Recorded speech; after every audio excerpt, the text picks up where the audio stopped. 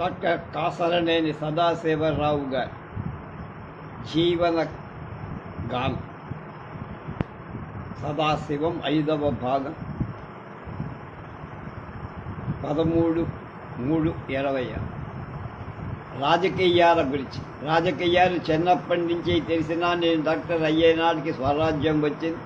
అందువల్ల రాజకీయాల్లో వెళ్లాల్సిన అవసరం లేదని నిర్ణయించాను. శ్రీమతి ఇందిరాగాంధీ దేశంలో ఎమర్జెన్సీ ప్రకటించి దేశంలో నోళ్లు కట్టేసి లక్షలాది మంది రాజకీయ నాయకులను జైళ్లకు పంపించి పార్లమెంటు కాలాన్ని పొడిగించుకొని ఆ కాలంలో ఎన్నికలు ప్రకటించింది.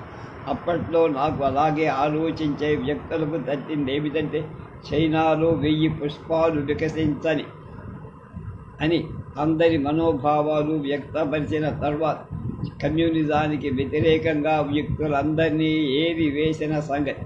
అలాగే ఈమె ఎమర్జెన్సీ కొనసాగిస్తూ ఎన్నికలు ప్రకటిస్తూ తనను వ్యతిరేకించే వాళ్ళంతా బయటపడతారు కదా, వారిని తగిన రీతిలో శిక్షించడానికి వేసిన పాచిక ఏమో అంది.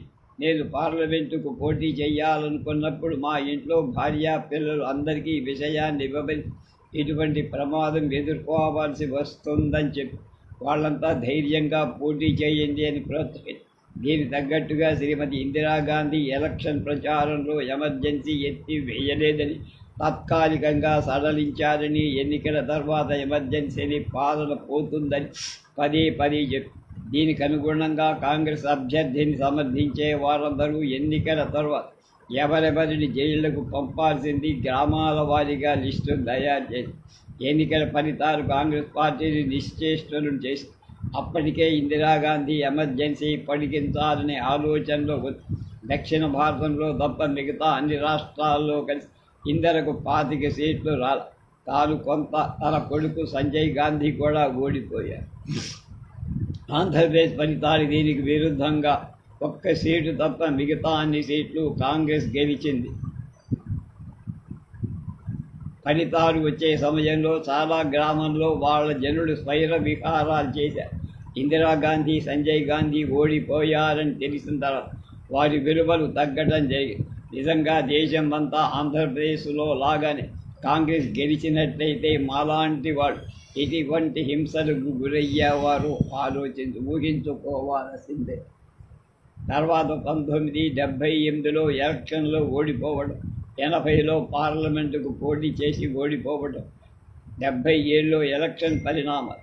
తర్వాత ఎన్టీఆర్ 1982 తెలుగుదేశం పార్టీ స్థాపించిన వారు రామోజీరావు గారు 2-3 సార్లు నాకు కబురు చేసి 1980 తర్వాత ఎన్నికల్లో నిలబడకూడదని నిర్ణయించుకొని వారి ఆహ్వానాన్ని అంగీకరించారు. 1983 తెలుగుదేశం ప్రభుత్వం వచ్చి గొప్ప మెజారిటీ. 84లో రామారావు అమెరికాలో గుండె ఆపరేషన్ చేయించుకున్న సందర్భంగా హైదరాబాద్లో నాదెండ్ల భాస్కర్ రావు గారు కొంతమంది ఎమ్మెల్యేను కూడగట్టుకొని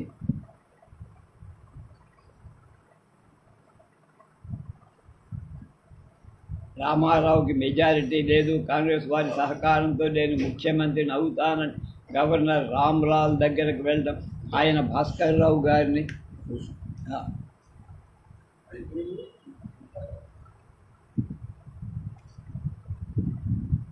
ముఖ్యమంత్రిగా నియమించడం, దానిపై రామారావు మహోద్యమం నడపడం, దానికి కాంగ్రెస్ పార్టీ వాళ్ళు తనలో తగతా అన్ని పార్టీల వారు సహకరించడం, రామారావు